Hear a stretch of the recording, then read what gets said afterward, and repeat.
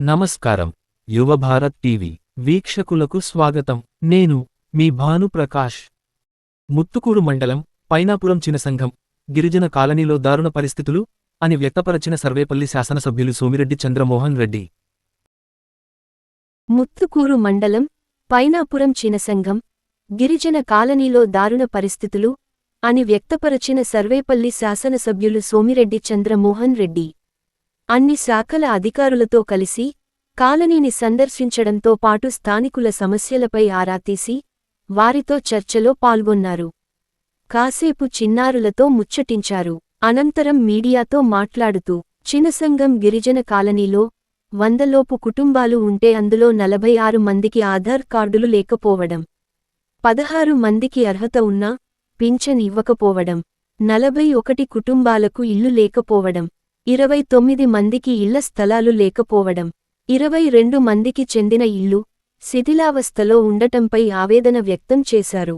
ఎన్నికల సమయంలో ఇచ్చిన హామీ మేరకు చినసంఘం గిరిజన కాలనీని దత్తత తీసుకోవడంతో పాటు అక్కడి సమస్యల పరిష్కారంపై ప్రత్యేక దృష్టి పెట్టానని ఎమ్మెల్యే అన్నారు. అమాయకులైన గిరిజనులకు కనీస అవసరమైన ఆధార్ కార్డు కూడా ఇప్పించకపోవడంపై సచివాలయ సిబ్బందిపై అసహనం వ్యక్తపరచారు.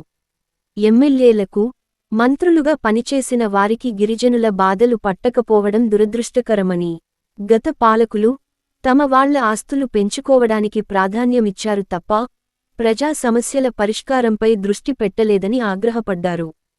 సమాజంలో అత్యంత అమాయకులైన గిరిజనుల్లోనే పేదరికం ఎక్కువగా ఉన్నదని, నిరక్షరాస్యులు కూడా గిరిజనుల్లోనే ఉన్నారని, అధిక మొత్తములో మోసపోతున్నది కూడా వారేనని, గిరిజనుల్లో మార్పు కోసం అందరూ సహకరించాలని పిలుపునిచ్చారు. ప్రతి గిరిజన చిన్నారిని బడికి పంపి బాగా చదువుకునేలా ప్రోత్సహించాలని సచివాలయ ఉద్యోగులకు, స్థానిక నేతలకు సూచనలు మరియు సలహాలు ఇచ్చారు. త్వరలోనే సర్వేపల్లి నియోజకవర్గంలో గిరిజనుల సమస్యల పరిష్కారం కోసం ఐటీడీ ఆధ్వర్యంలో ప్రత్యేక సమావేశం నిర్వహించబోతున్నట్లు ప్రకటించారు. వీక్షకులకు ధన్యవాదాలు. మీ భానుప్రకాష్, యువభారత్ టీవీ, ఆంధ్రప్రదేశ్.